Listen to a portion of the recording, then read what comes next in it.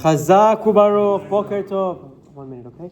Boker Tov, Shavua Tov Varach. We're continuing with the Halachot of Lashon Hara. We discussed yesterday that it's still Assur, even if you're saying Lashon Hara to family, about family. So continuing with that point, that halacha, even if one's intent is that the relative should give tochecha, to give rebuke to the subject, he should rebuke the subject himself instead of relaying negative information to others in the family.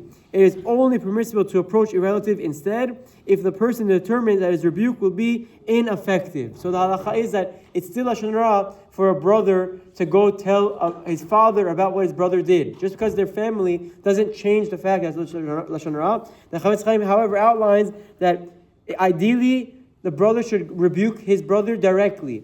But if he doesn't think that it'll be accepted, or thinks he has a better chance of getting the point across, if the father did it, for example, then that would be one of the leniencies to approach the family instead.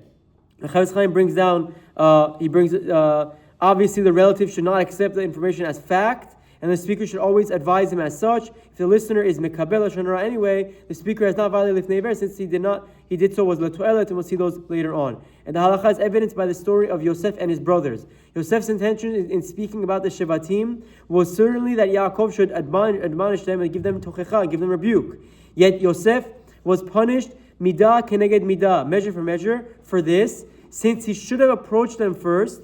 Although perhaps this proves is flawed, since it's possible that Yosef was faulted because he misunderstood his brother's actions, and therefore his reports were unfounded in the first place. Still, the Chafetz Chaim states this halacha as is true as above. The Chafetz Chaim understands and brings a proof from this halacha from the story with Yosef and the brothers. Yosef should have ideally went to give rebuke to his brothers before turning to his father, and for that reason he was punished. We'll continue with this halachot tomorrow. Have a wonderful day. Chazak u'baruch.